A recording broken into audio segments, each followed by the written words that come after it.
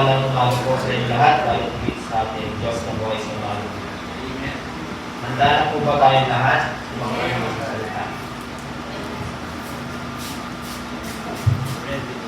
Ready na. Amen. Bago po lahat, tayo po ay manalangin. Ulit po tayong nilulog. Ama naming Diyos, banal, makapangyarihan sa lahat. Sa pangalan po ng iyong Ama. Si Jesus, patuloy po kami narito malapit, ipapagong puso, ipapasiyasat po ng ating puso kay Sipan. Ang bayan karamihan, yung magpasalit sa isip, sa walang hayat, yung kasalanan, patuloy po natin sa susukot. Cleanse us, purify us, sanctify us, Lord. Patuloy o Diyos, kami nagpapasalamat sa kapatawaran sa aming buwang kasalanan at patuloy kami makalapit sa iyong presensya sa oras nito. Patuloy po, hiling ko Lord na patuloy po kami karuan at yung Holy Spirit ang magturo sa aming kalagitnaan, maguna, at ang lahat po ng makakarinig ay ibalik, magkaroon ng kalakasan spiritual at paglago bilang isang lingkod ng Diyos. Patuloy o Diyos, ang lahat ng ito Lord ay patuloy po nilalapit sa iyong palang kamay, ikaw ang maguna, ikaw ang makita, mataas, mapanalat sa aming kalagitnaan.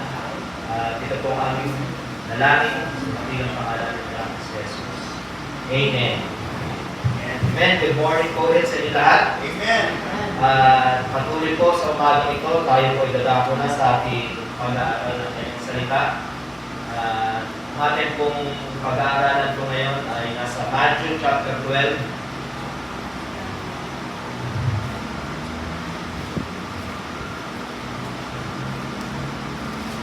Verse 15 to 21.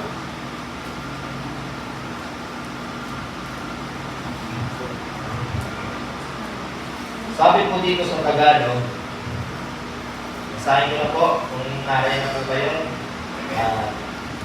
Sabi po sa Tagalog, sa verse 15, alam ito ni Jesus, kaya umalis siya roon, maraming sumunod sa kanya at pinagaling niya ang lahat ng may sakit. Ngunit naigpit niyang ipinagbilin sa kanila na huwag ipamalita ang tungkol sa kanya. Verse 17, nangyari ito upang matupad ang sinabi ni Propeta Isaias. Verse 18, narito ang lingkod ko na ako rin ang tumira. Pinamahal ko ng labis, lubos kong kinalulugdan. Ang banal kong espiritu sa kanya ay ibibigay. Sa lahat ng mga bansay, ibabalakay katarungan. Hindi siya makikipagtalo, may nahon kung mag-usap, ang tinig niya sa laksangay tinig lamang na kaanas.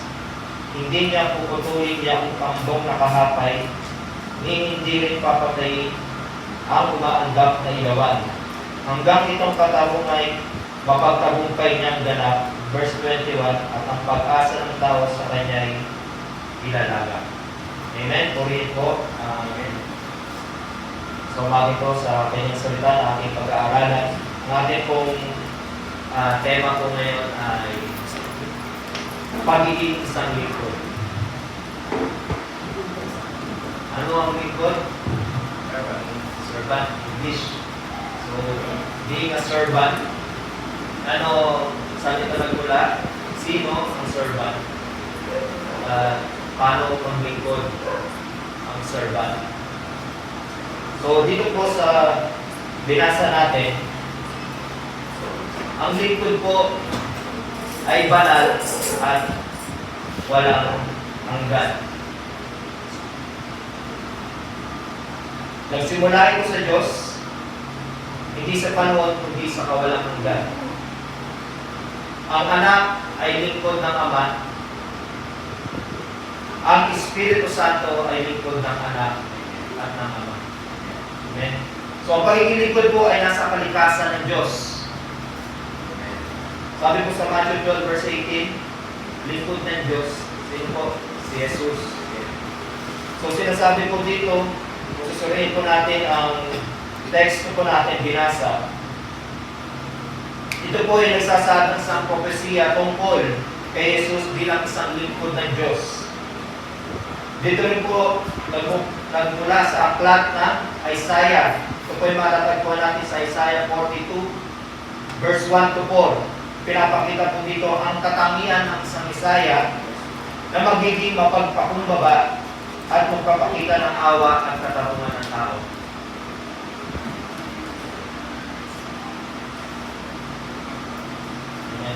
Pinaprint ko para hindi na ako nahihirapan. Pag nagsusulat kasi ako, nahihirapan ako mag-anin. Hindi ko sulat ko. Amen? Purihin po ang Diyos. Sabi ko, basahin ko po ulit sa Matthew 12, verse 18 na po. Narito ang aking lingkod na aking pinili, aking minamahal, na kinilulugdan ng aking kaluluwa. Ilalagay ko ang aking spirito sa kanya at siya'y magpapayag ng paghatol sa mga hintil. Hindi siya makikipagtalo o magsisigaw at hindi maririnig ang sino man ang kanyang tinig sa mga lansangan. Hindi niya puputulin ang napurol na tambo at hindi niya papatayin ang isang naglalagablag na tiksa hanggang sa magtagumpay siya sa paghatol. And verse 21, at sa kanyang pangalan ay magkakaroon ng pag-asa ang mga hintil. Amen. Ito po yung panahon ng ating Panginoong Hesus na siya'y narito po sa lupa ay ang mga Hudyo po na sumusunod o mga lingkod ng Diyos dahil ang panahon po nila ay sinakot sila ng Romano pero yung way of ng kanilang paglingkod sa Diyos ay hindi inalis. So, akala nila na ang Messiah na darating ay magtatayo ng isang kaharian ng Diyos, physical, na magliligtas sa kanila sa pananakot ng Romano. Pero ang dala po ng ating Panginoon Hesus ay spiritual. Ang kanyang paglilingkod ay magbibigay ng katarungan. Pinapakita ng ating Panginoon Hesus dito na meron siyang habag at awa sa nakita niya sa panahon iyon. Para matupad ang propesiya ni Isaiah na maraming sumunod sa kanya, dahil kung mababasahin po natin sa Matthew 12, yan po ay araw ng Sabat. Tinatanong siya kung okay bang magpagaling sa araw ng Sabat, dahil nung time na yun, nagutom ang kanyang mga alagad at namitas ng trigo at sila'y kumain. At meron din na magpagaling. Okay ba magpagaling sa araw ng Sabat? So lahat ng iyon ay binigyan sagot ng Panginoong Hesus. Dahil sabi niya, kung mababasa natin dito, na ang tao ay higit pa sa isang tupa.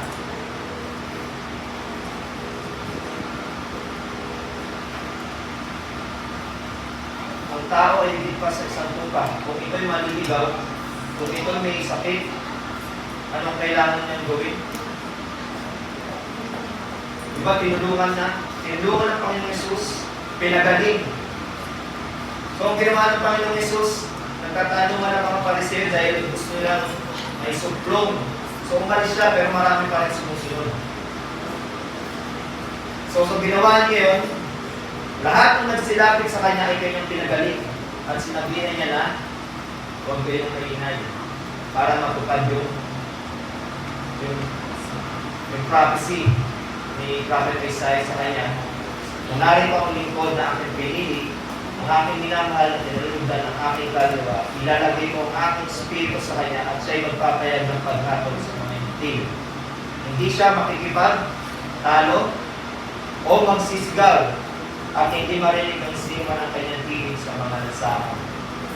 Hindi niya puputulin ang napurol ng tambo at hindi niya papatayin ang isang lalagab ng isa hanggang sa magtagumpay siya sa paghatol. At sa kanyang pangalan ay magkakaroon ng pag-asa ang mga hintil. Amen? Napakaganda po nito ang aming pag-aaralan at makikita natin kung ano ang katangian ng Panginoong Hesus na ano pwede natin makita at may sa pamuhay. Amen? Sino po ba ang servant? Sa panahon ngayon, sino po ang servant? Di ba po tayo? Dahil po, nung tayo ay wala pa sa liwanag, tayo po ay nasa kadiliman. So we are serving, tayo naglilingkod sa kadiliman.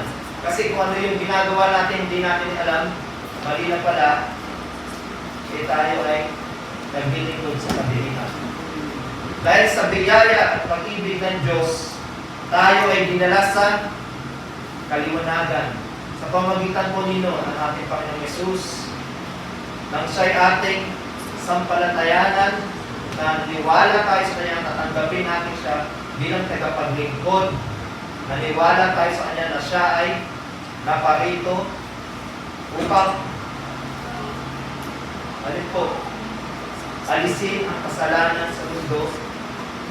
So tayo po ay napatawad na sa ating mga kasalanan. Dinala tayo sa Kanyang kaharian. At tayo po ngayon, we are slave in Jesus Christ. So tayo po isang lingkod ng Diyos.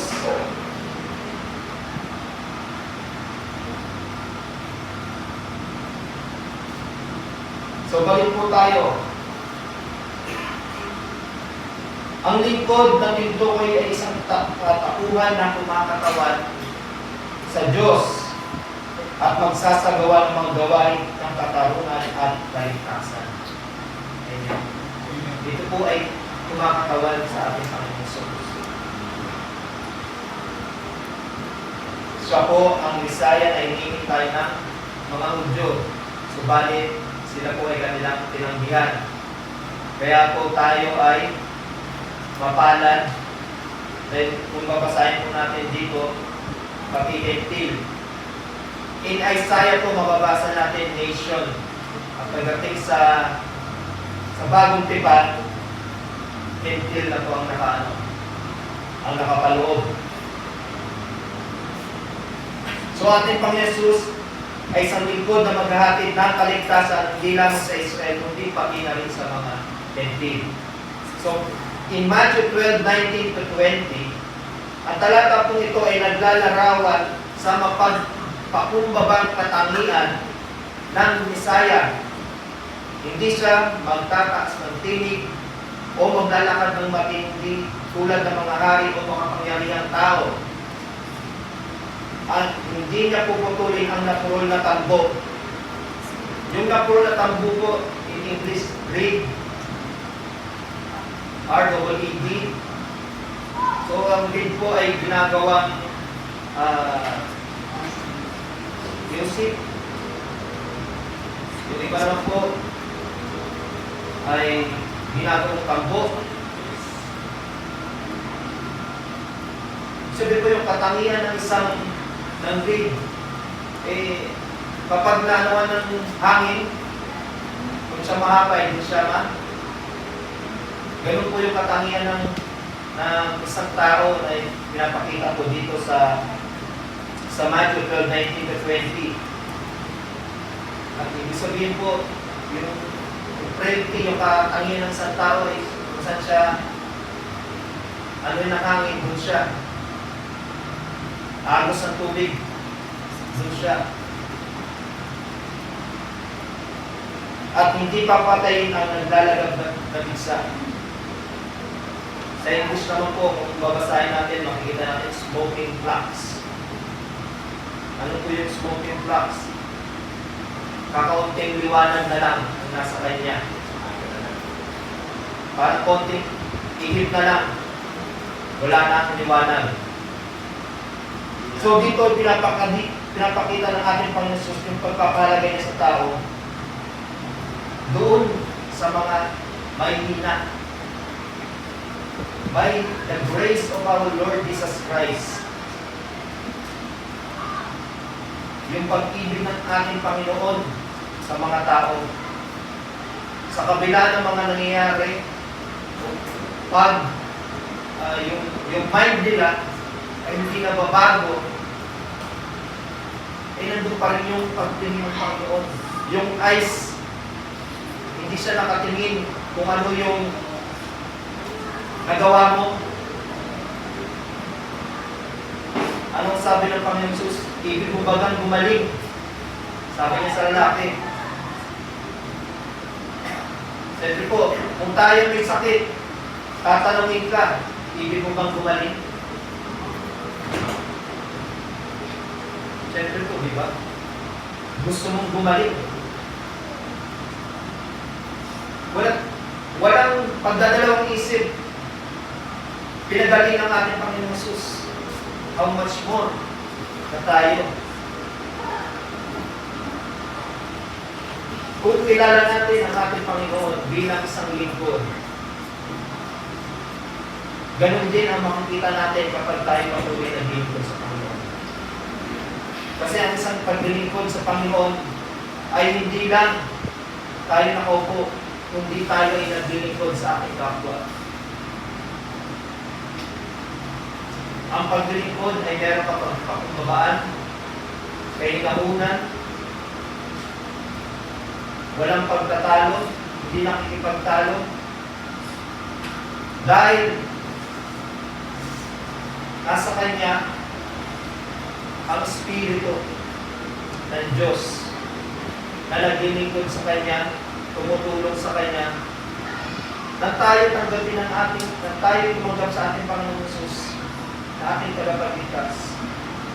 Ngayon tayo po ay naglilingkod na sa ating Panginoon Jesus at ibinigay na sa atin yung ating katulong.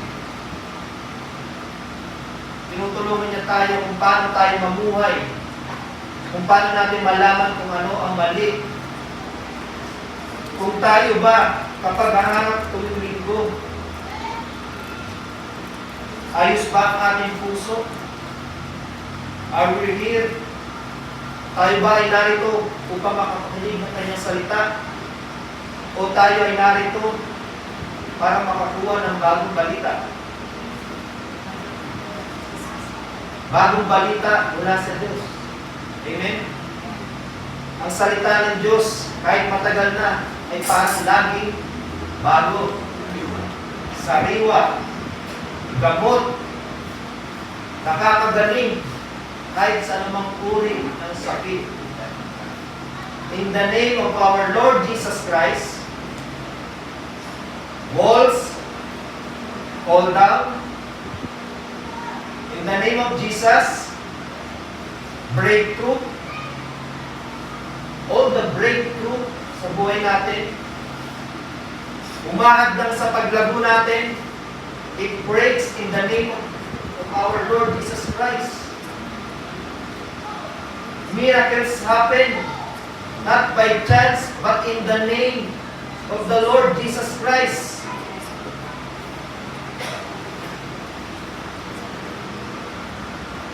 We are to serve one another.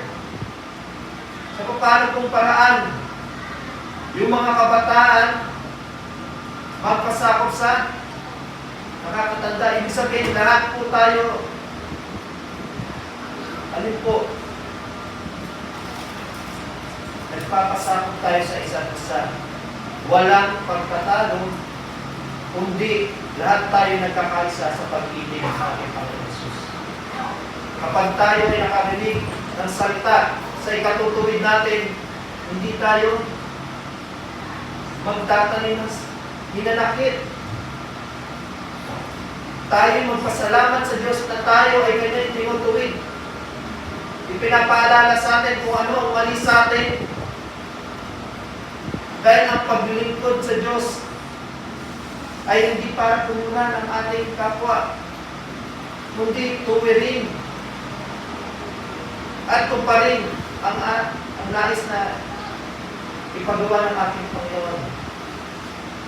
Love one another, not hate one another. Magpalakasan tayo sa isa't isa.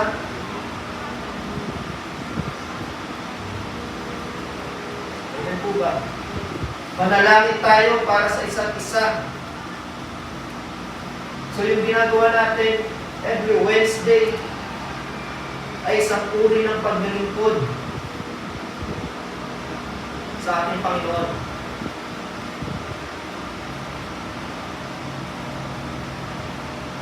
Dahil kung tutusin po, nasabi na rin po ng ating sister na gusto niya nang itigil. Pero sa gusto niyang itigil yung pag-send ng prayer request, isang linggong pahinga, walang automatic mismo, kahit wala pang napopost, automatic na mismo, nasa page ng LDC Binangonan, nagsasend ng prayer request. Ibig sabihin po, yung prayer request na pinupost natin, kapag yun po ay na-flash at nakita ng iba, sino ang nakikita nila? Hindi ito yung LDC Binangonan. Nakikita nila ang Panginoong Hesus na kayang gumawa ng paraan. Imposible, pwedeng maging posible. Kahit ano pa, dahil hindi natin makikita kung ano ang kayang gawin ng Diyos, kaya ba natin makita? Kaya ba natin makita? Hindi nga natin makita na akala natin tayo ay nandito pa, kinabukasan. Pero sa biyaya ng Diyos, makikita nyo ang bawat isa. Amen? Magaganda, malusog, malalakas ang katawan. Dahil yun po ay sa mga prayer po ng bawat sa atin. Alam ko po na ang bawat isa sa atin ay nag-pray. Tama po ba? And you are blessed. It's a privilege na tayo ay makapagpanalangin sa isa't isa. Dahil yun po ay nagbibigay karanasan sa atin. Amen po. Baka po tayo ay malayo na. Kasi po maigli lang po yung ating mensahe. Kaya nagbibigay din po ako ng mga insight. So balik po tayo sa ating tema. Sabi po sa 19-20, makikita po natin ang katangian ng ating Panginoon Hesus, mayroong pagpapakumbaba at pag-aalaga ng Messiah. At sa Matthew 12:21, pagpapayag ng katarungan at pag-asa sa mga hindi. So ang igaya po ng kaligtasan ay abot sa mga hindi ay isang mahalagang tema po, ang gospel. Dahil ipinapakita nito ang universal na saklaw ng mensahe ni Jesus na hindi limitado sa mga Hudyo.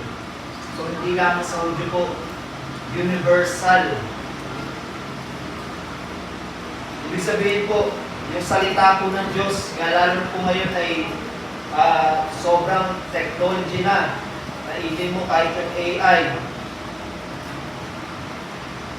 na kayang mahirap ngayon magpalagpos ka ng picture mo at makuha ng AI. So na yung magugulat ka na lang. Ikaw na yung nakapost doon, nagsasalita ikaw. Amen? Kaya delikado po ngayon ang sobrang ng technology.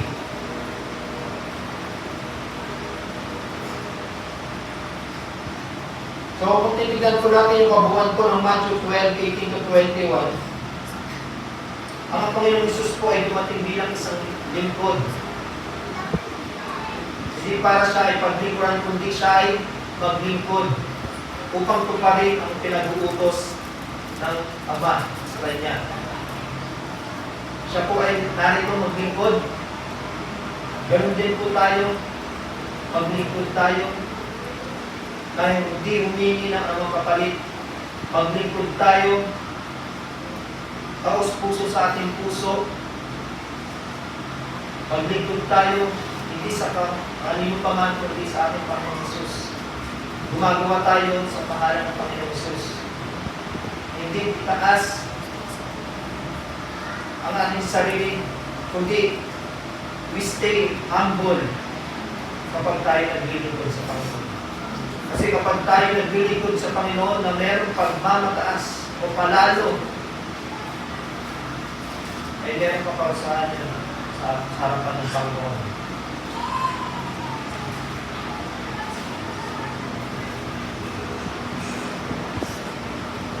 So mababasa din po natin sa John 14:16 to 17, nagpadala ang Ama ng kanyang likod. At ito po ang banal na Espiritu. So yung likod po ay banal at walang hanggan. It start with God dahil ito po ay katangian ng ating Ama, ng Diyos. At sa langit din po, ganun din po ang mga anghel. Ang seraphim, di ba po ang seraphim, merong 6 na pakpak. Nagtatakip yung 2 pakpak niya sa mukha niya. Saan po yung 2? Sa paa. Tapos yung 2, yung paglipad. Cherubim, chariot. Every posture ng mga anghel para maglingkod sa Panginoon. At meron din pong anghel na italaga sa mga nagmanang kaligtasan. Sino po nagmanang na kaligtasan sa atin? Amen? So, kung bubuksan niyo po sa Hebrews chapter 1 verse 14, hindi ba silang lahat ay may espiritong naglilingkod na sinugo upang maglingkod para sa mga magmamana ng kaligtasan?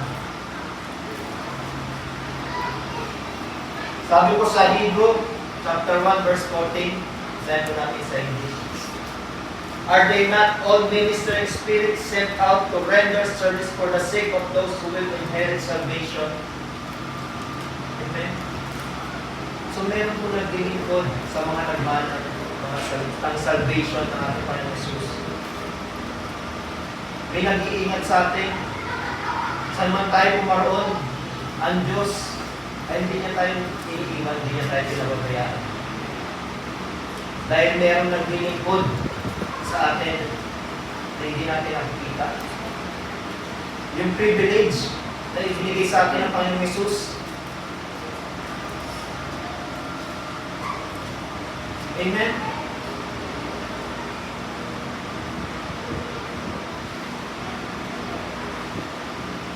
Nandiyan po ba kayo? Amen. Naintindihan po talaga ito.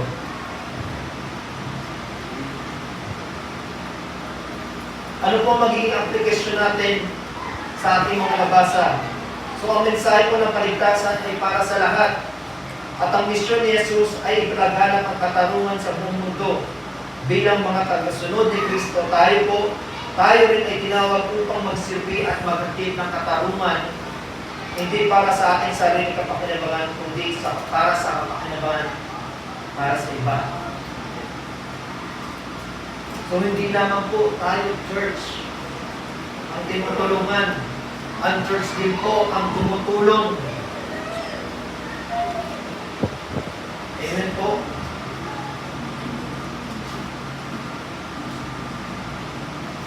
Salamat sa Diyos dahil tinutuwid niya ang church na to. Bakit hindi po?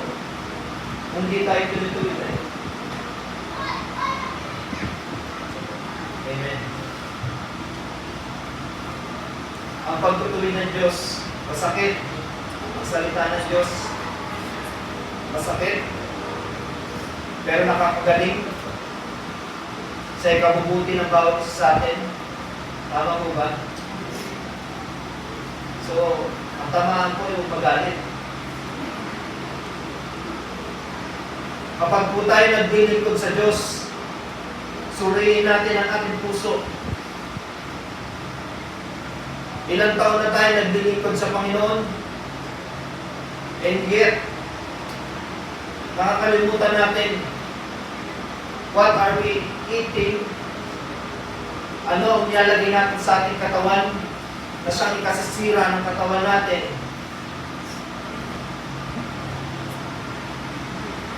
Nalilimutan natin kumain ng espiritual.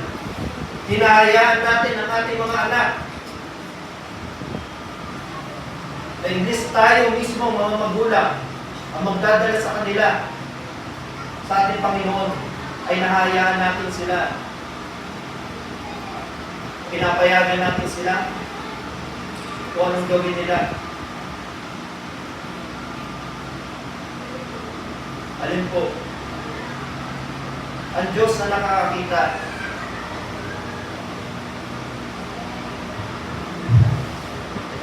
Amen.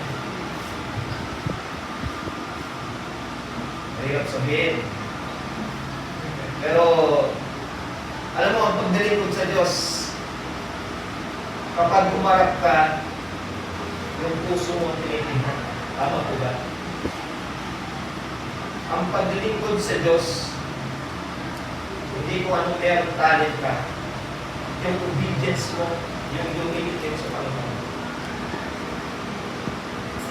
So, ang pagharap sa Panginoon ay hindi na sa pagtugtog. Hindi lang sa pagkanta. How do we share the Word of God? How can we share the Word of God kung tayo mismo kailangan pang ilang beses mabautismo man, ilang beses pang kailangan mag-repent, pero yung the way na tayo ay kumilos is not in Christ. We still in the world. Yung kabilang paa natin nandun pa rin sa darkness. Meron pa rin pagdadalawang isip. Hindi natin alam. Hindi tayo nag-aaral ng salita ng Diyos. Alam lang natin basahin, pero hindi natin kilala. Mga kapatid, ang kalaban natin is spiritual, hindi ang ating kapwa. Kailangan maintindihan, mabuksan ang ating isipan, lalo na ang mga kabataan ngayon. Ang mga kabataan ngayon, makikita mo sa gilid, even na sila kahit na naniniwala sa Panginoong Hesus. Anong ginagawa nila? After they serve God, lalabas. Anong gagawin?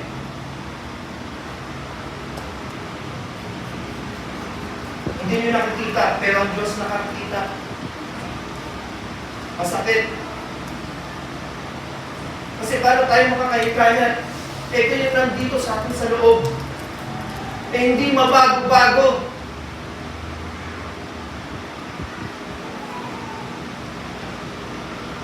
Hinahayaan natin sila gawin ang hindi dapat gawin bilang isang lingkod ng Diyos.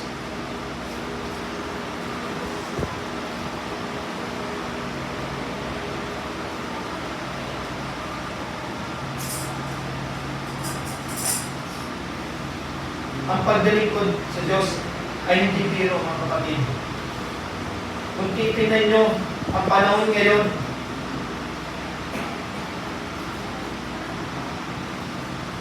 lahat nagkakagulo. Sa social media makikita mo ano ang mga nagte-trending, mga buhay-buhay ng ibang tao. Kung ano yung nandoon, nababasa ng tao natin kapag tayo nag-scroll, nandun yung isipan natin. Bakit yung focus natin, hindi natin may focus sa ating Panginoon, sa salita ng Diyos? Dahil panalangin natin ang mga ito. Dahil ang gawa ng kaaway ay libangin ang tao. Dahil nalalapit ang pagdating ng Panginoon. Ang kaaway ay nagmamadali na makuha din.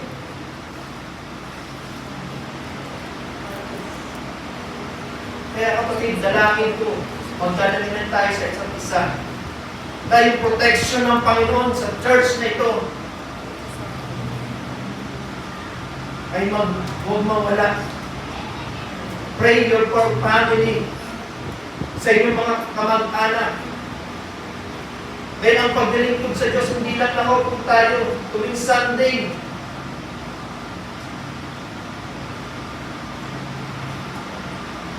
Kailangan may sa pamumuhay natin.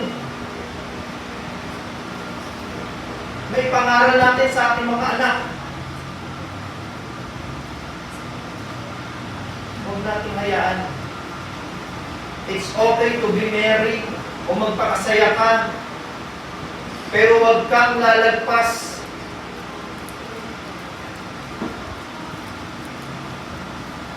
kabataan, sulitin niyo ang inyong pagkabata. Gawin niyo ang nais niyong gusto, pero huwag kayong lalagpas. Dahil kapag kayo lumagpas, meron din yung kahatulan. At yun ay aanihin ninyo kung yun ang inyong ginawa.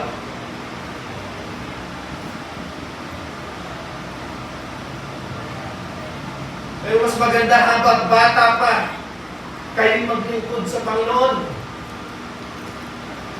Dahil sa inyong paglaki, ang malalaman nyo na kayo pala ay nasa mabuting daan.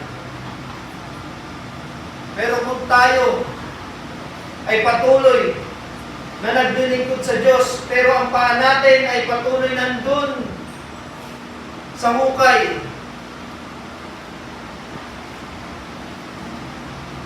baka ang tingin natin dito sa harapan na to ay isang lang, entablado, isang palabas lang.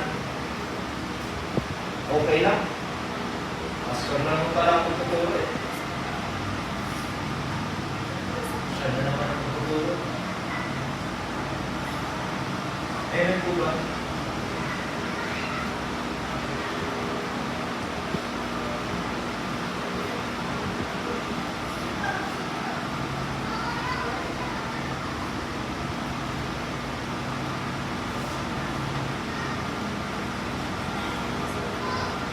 So, ang paglilingkod ko sa Panginoon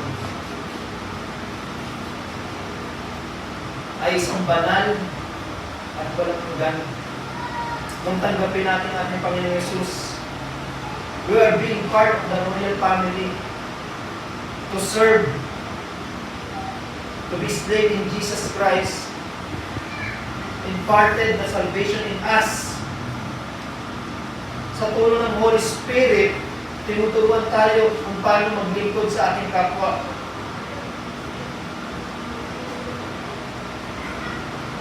Binigyan tayo ng pag-asa na tayo ay maligtas. Hindi lang Israel. Tayo, kaya mapalad tayo. Huwag natin sayangan ang oras at panahon na tayo ay maglingkod sa Panginoon sa oras na ito. Ang salita ng Diyos nagbibigay kalakasan, naglilip ng ating pananampalataya, spur one another. Yung tinutukoy dito, smoking flax, kakaunting liwanag na lang, pero nandoon pa rin yung pag-ibig ng Diyos. Yung grace ng Panginoon sa atin. Huwag natin hayaan na maging dim. Tayo ang liwanag sa libutang ito. Nasa atin si Kristo. Let the shine of Christ shine in you, in us, through the words of Holy Spirit. Kagaya ng inawit natin kanina,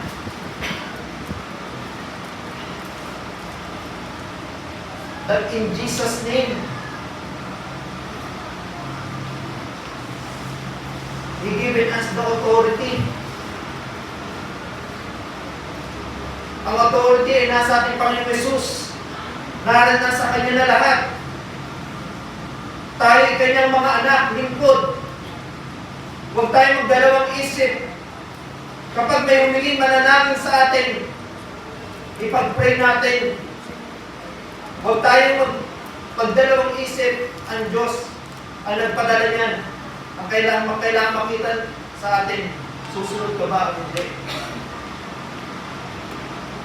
Hindi sa paano kung marunong ka manalangin o hindi. Kung magaling ka, nakapagtapos ka, nakapag-aral ka, we have to disciple one another. Tama po ba? Or we go to outside and disciple. Amen? So tayo po, nasa trabaho, paano tayo makapag-disciple? Amen? Magiging burden din sa akin yun. Kasi nagtatrabaho ako. Nahirapan ako mag-share. Dahil kung pa nag-share ka, pinagtatawanan ang salita ng Diyos.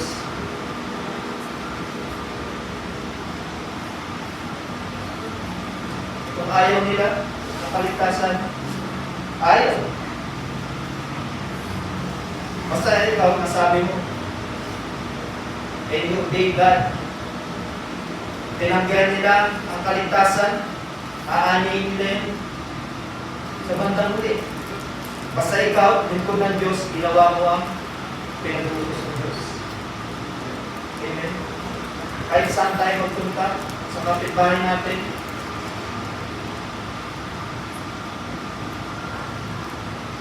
sa pamilya natin, we can reach.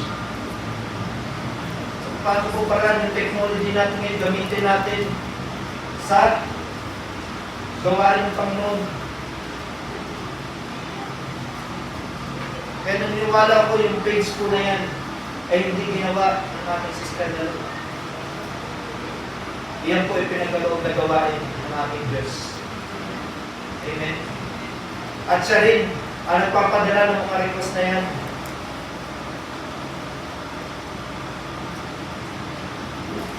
Tinitingnan kung sino ang mananalangin para sa kanyang mga anak. Magiging katuwang sa pananalangin. Dahil sa pananalangin, ano po ang nalagawa ng panalangin? There's power in prayer. There's power in the unity ng magkakapatid. Nanalangin, sumasamba sa Panginoon, na nagkakaisa, na walang pagtatalo, walang pag-iimbot, walang nagmamataas, kundi ang tinataas ang pangalan ng ating Panginoon Jesus.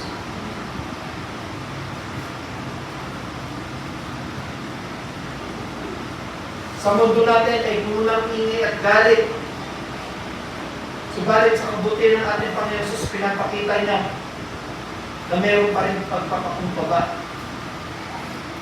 at may hinaong pagpapayag ng mensahe ng Diyos.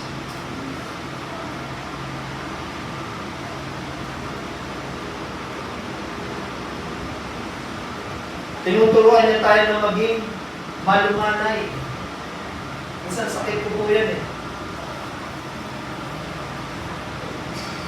Ako pag nagbanting ang tayo mo, yung rage, yung emotion,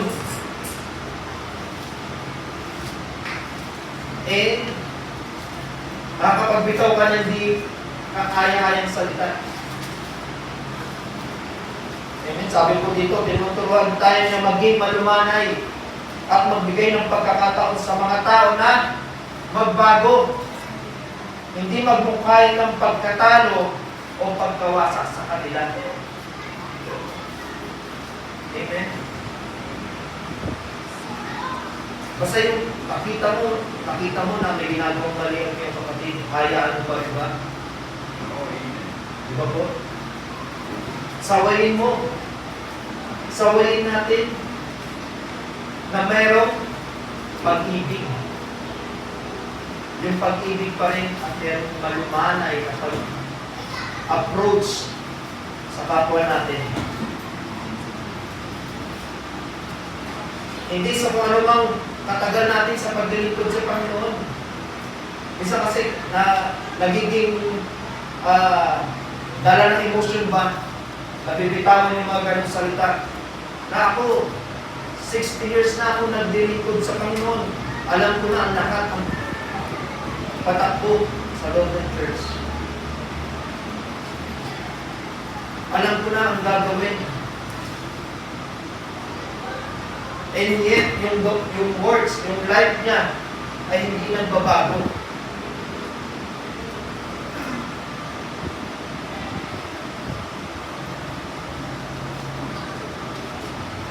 Di ba po, pero nangyayari po yun mga kapatid sa church. Hindi ko sinabi dito po Alam Diyos po nakakaalam. Kasi makikita natin sa YouTube, expose sila. nagbabangayan. Eh, hindi naman mawawala yan sa pamilya ka, nagbabangayan. Sa church pa kaya natin? Sa isang office pa kaya natin? Sa office, meron katanggali. Pero ang tingin nila ng iba sa'yo ay kompetensya. Baka dito sa atin, ang tingin ng bawat sa atin, nakikipagkompetensya tayo sa paglilingkod ng Panginoon. Tayo po lahat dito ay lingkod ng Diyos. Tayo ay naglilingkod sa ating Panginoon Hesus. Tayo ay naglilingkod di para tayo tumaas. Naglilingkod tayo ng mayroong pagpapakumbaba, pag-ibig, kahinahunan,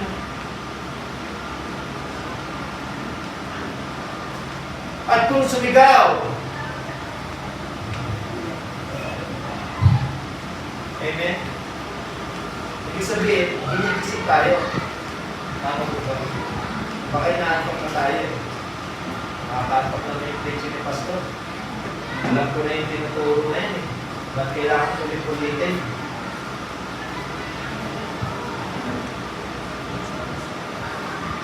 So isa lamang po ang pinapakita ng ating talata na sinasabi dito.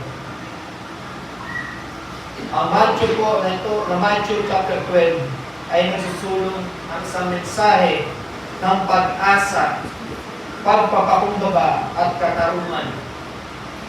So tayo po bilang isang lingkod ng Diyos, tayo po ay tagapagdala ng mensahe. Tayo po ay mayroong naglilingkod sa atin. Tinutulungan tayo ng ating banal na Espiritu na nasa atin, nasa inyo. Humingi lang tayo, buksan natin ang ating bibig. Huwag nating hayaan na nakatikop yung ating bibig, baka mapanis yung ating laway.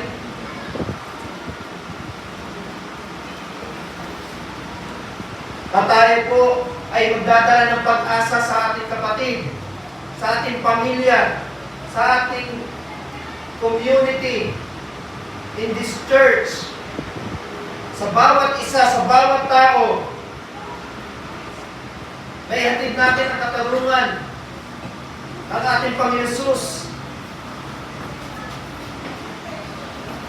Ay nagpatawad sa ating mga kasalanan. Binayaran niya ang ating kasalanan. Naparito siya upang maglingkod, napako sa krus, upang tanggalin ang kasalanan ng mundo, mapatawad ang kasalanan ng mundo, at siya ay nabuhay. We preach Christ crucified.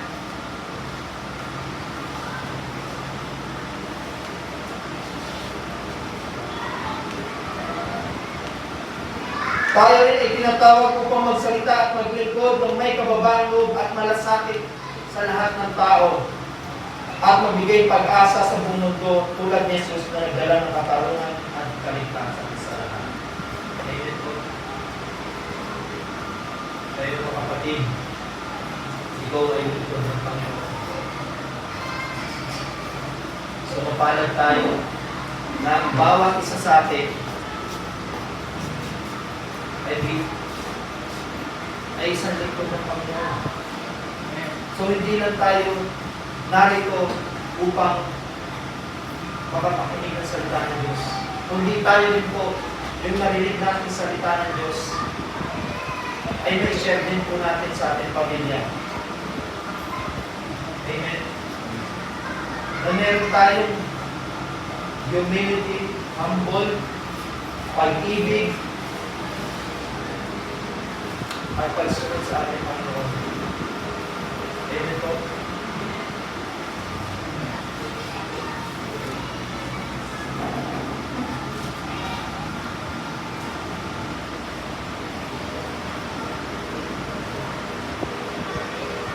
Amen. Hallelujah. Purihin po ang Diyos sa umaga po ito. At kung tayo po ay bless na niya po lahat po ngayon. At patuloy po tayo lumapit sa Diyos.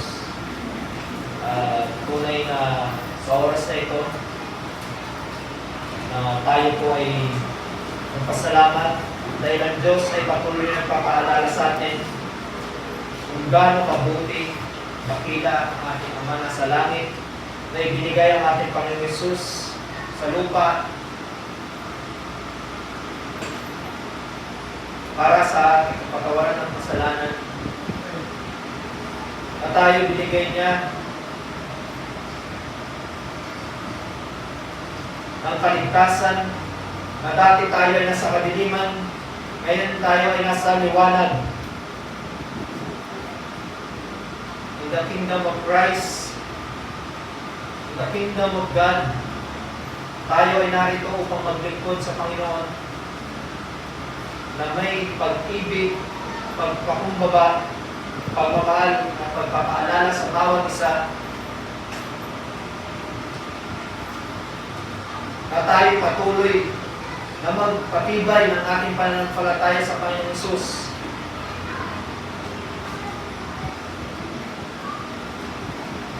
Tayo po ay manalangin. Let us take natin yung opportunity na to na tayo ay makalapit sa Panginoon. Tayo patuloy na magpakababa. Hallelujah. Panginoon namin Diyos, banal, makapangyarihan sa lahat, Ama. Sa pangalan po ng iyong anak na si Jesus, kami po'y patuloy na nagpupuri at nagpapasalamat, Panginoon, sa iyong dakilang pagmamahal at pagpapala sa bawat isa. Salamat po sa pagpapadala mo kay Jesus, aming tagapagligtas, na nagdala ng katarungan at pag-asa dito sa buong mundo. Kami po'y patuloy na nagpapasalamat sa kanyang pagpapakumbaba at sa halimbawa ng pagiging mahinahon at pagpapakumbaba sa kabila ng lahat ng pagsubok at pagsalungat sa kanyang hinarap. Lord, patuloy po kami humingi ng kapatawaran sa anumang nagawang kasalanan namin. Kung kami nagiging matigas sa aming puso at hindi nagpapakita ng malasakit sa mga nangangailangan, turuan mo po kami, Panginoon, na maging tulad ni Jesus, na mayroong pagpapakumbaba, mahinahon, at handang magbigay ng pag-asa sa mga tao at sa mga paligid sa amin. Gamitin mo kami, Panginoon, ang church na ito upang magatid ng iyong mensahe, katarungan at pagmamahal sa bawat isa, at mataguyod ang iyong layunin sa aming buhay, Panginoon. Panginoon, nawa kami maging tagapagdala ng iyong mensahe ng kaligtasan at pag-asa, hindi lamang sa aming komunidad, kundi pati rin sa tao dito sa buong mundo. Gamitin mo ang church nito, ang bawat isa bilang iyong lingkod, upang magsilbi at magdala ng liwanag sa mga madilim na lugar sa mundong ito. Panginoon, panalangin ko po, Panginoon, na kami patuloy sa paggawa sa iyong kalooban na hindi matitinag, hindi matatalo hanggang sa iyong katarungan ay magtagumpay at maparating sa bawat sulok ng mundo, Panginoon. Ang lahat, Panginoon, ay dinadalangin ko ito sa iyong mga kamay, Panginoon. Ang bawat isa, Lord, ay continue to cover every one of us, Lord. Lalo na ang iyong mga lingkod, Panginoon, sa church na ito. Ang bawat matatanda, Panginoon, magulang, kapatid, at ang mga bata sa church na ito, Lord. Cover us, Panginoon. Dahil, Lord, ang kalaban po namin ay hindi tao, kundi spiritual, Lord. Continue to cover every one of us, Lord, na huwag kaming magapi, Panginoon. Kami ay patuloy na magtagumpay, Panginoon, dahil ikaw, Lord, ay nagtagumpay na sa mundong ito, Lord. Lord, we thank you dahil alam ko, Lord, dahil sa oras na ito, Lord, you are always with us. You are always protecting us, Lord. At meron naglilingkod, Panginoon, sa amin na nag-iingat, Panginoon. Saan man kami pumaroon, sa aming trabaho, sa aming business, sa mga nag-aaral namin anak, Lord, ikaw ang tagapag-ingat namin sa aming tahanan, Lord. We are covered by your presence, Lord. Lord, salamat, Panginoon, sa bawat naritong mga anak, Lord. I pray for them, Lord, ano mang kanilang dinadala, ano mang kanilang problema sa buhay, Lord. Ikaw, Lord, ang tumugon sa kanilang pangailangan, Lord. Hawakan mo sila, Panginoon, at give them the wisdom, Panginoon, na matagumpayan nila kanilang mga dinaraan sa buhay, Lord God. At ang bawat isa, Panginoon, ay patuloy na magtumibay, Panginoon, ng pananampalataya sa iyo, Panginoon. Ang aming pagdilingkod sa iyo, Lord, ay patuloy na magtumibay, Panginoon. Patuloy ang bawat isa, Panginoon, ay tumingin sa iyong anak na si Jesus, Panginoon, na walang pagmamataas, Panginoon, kundi patuloy ang humbleness, Panginoon, ng pagdilingkod sa kapwa. Sa church na ito, Panginoon, ay patuloy, Lord, na ikaw ang mag-glorify, Panginoon. Ikaw ang madakila, Panginoon, sa aming bibig, sa aming kinikilos, Lord, ikaw ang makita, Panginoon. Dahil, Panginoon, kung wala ka sa aming buhay, wala kami sa oras na ito, Panginoon. Kaya, Lord, salamat, Panginoon, sa iyong salita na nagbibigay paalala sa amin. Nagbibigay paalala kung paano kami mamuhay bilang isang lingkod, Panginoon. Na kami iyong lingkod, Panginoon, na meron kaming pagpapakumbaba, pag-ibig at kahinahunan. Meron pamalasakit sa kapwa. Na kami magpalakasan sa isa't isa. Tulungan mo kami, Panginoon, sa tulong ng iyong Santong Espiritu, Lord, na patuloy kami mamuhay na ayon sa iyong kalooban. Na huwag kami mawala sa landas mo, Panginoon, kundi kami magpatuloy sa landasin ng sa ikatutuwid namin, Panginoon. We thank you for the grace and mercy, Panginoon, na ang bawat isa ay patuloy na makalapit sa iyong presensya. It's been privilege for us, Lord, na kami, Panginoon, ay mapasa iyong kaharian, Panginoon. Thank you, Lord, in the mighty name of your Son, Jesus Christ, Panginoon. Lord, salamat, Panginoon. Kulang ang salita, Panginoon. Sa lahat ng iyong kabutihan na gawa sa aming buhay, Lord. Lord, pinupuri, pinasalamatan ka namin. Dinadakila ang lahat ng pagpuri, pasalamat ay tayo sa iyo lamang, Panginoong Isus. Sa iyo, Ama, salamat po. Ang lahat ng ito ay aming dalangin sa matamis na yung pangalan ng anak si Jesus. Ang lahat ng lingkod ng Diyos ay magsabi ng kalakas na Amen. Amen. God